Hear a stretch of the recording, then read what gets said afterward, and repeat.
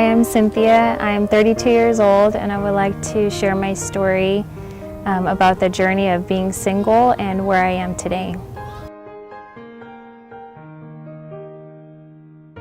I grew up in a small town in Texas, and I grew up with a strong family. We had a very strong faith, and we attended a small Baptist church, and we did most of our activities there at the church. One of the things that we would do every year was we'd go to a youth camp, and when I was about 12 years old, we went and we learned about purity and about just committing our lives to God and about marriage and things like that. And so I made a promise to God that one of the nights of the camp, and I promised him that I would save myself until marriage, and I've kept that promise, and it has been a long journey. So years went by, and I had, once I got into my teens, I had a few boyfriends here and there, and I was in one serious relationship that just didn't work out, and I remained single from about the age of maybe 22 to about the age of 30. I struggled a lot. I struggled with insecurity.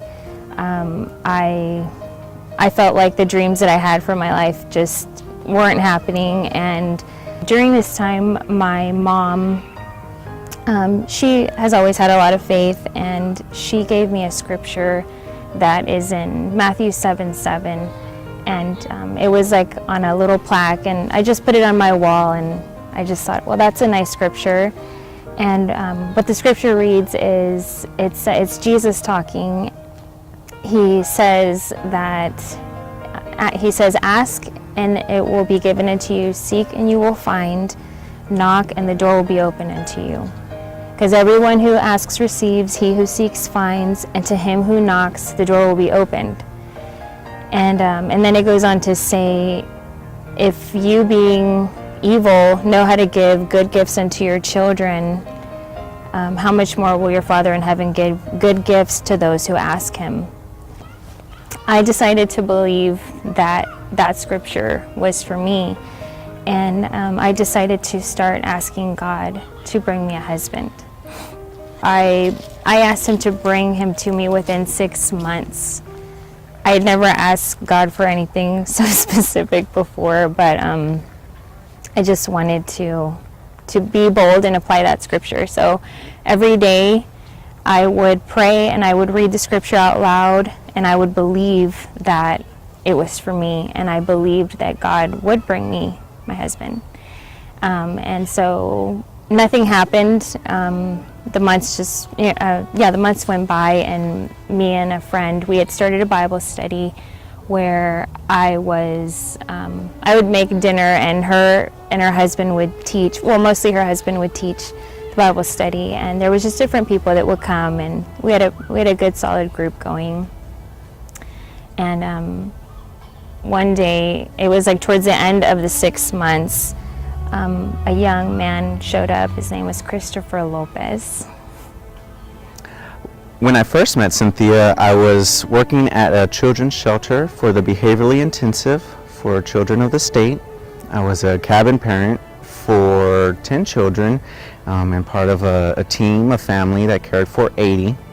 And it was a very rewarding job, but also very demanding, and very, very draining, physically, emotionally, mentally, spiritually. However, I was devoted to it, and I loved the nature of the work, and I would pour every drop of energy, of care into it. So much so that I found myself losing touch with friends and family. I was so exhausted at the end of the day sometimes, and I would just need all my free time to recuperate, to rest, and gain my energy back up for the next day. My friend Mike Flores, he kept tugging at me, kept inviting me to go out, and I missed a few, but he was very persistent, and I'm very grateful for that. He invited me to a Bible study, a fellowship dinner, and I was off on this one Friday just by chance. I usually worked that Friday nights, but I was able to get it off, so I agreed and wanted to meet up with him and catch up. And I got to know him just briefly that night. I didn't really speak much with him. He seemed to be extremely tired. He was very thin. He looked sleepy, and I wasn't sure. I wanted to help him as soon as I saw him. I wanted to just see if he needed anything. And it was there at this Bible study that I met Cynthia, and we saw each other. We met. We were happy to see each other. Happy to always meet new people, new friends. But it really didn't click. It wasn't love at first sight right away. However, we did exchange information.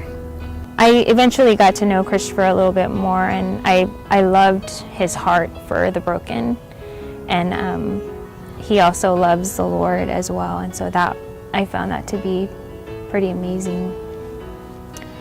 So later on, we got to talk a little bit more, and went on our first date, and he just was so sweet and such a nice, treated me so well. And but once more, due to the nature of job, it seemed that our dates were sporadic at first. It was 2 to 3 weeks in between each date, and I was very exhausted most of the time. The next day, dinner and a movie, and a few weeks later, just over a simple dinner. But it was on our 4th date that afterwards, after dinner, I talked with her. While we had been on 4 dates, we had also been texting and calling each other in between the dates. And I asked her, we're talking to each other, correct? Yes. And what was the next step? I've never been a big fan of dating. Boyfriend, girlfriend. What does that entail? Where's that going? So I talked with her about this, that can we continue to see each other, but no more dates, rather that we're both on the same page of courting, that I would like to court her. He wanted to court right away. I wasn't sure what that meant. I had to remember from being in like Bible school or just learning different terms that courting means that basically you date to marry. You don't just date different people just to have a good time. You're actually looking for a husband or a wife. We started courting, and I quickly knew that he was amazing, that I want to be with him, and it's just beautiful continuing to know her and finding the little things out about her, discovering her personality over the past year. I'm very happy that I did wait and believe, and that I prayed and I asked God to bring this to me.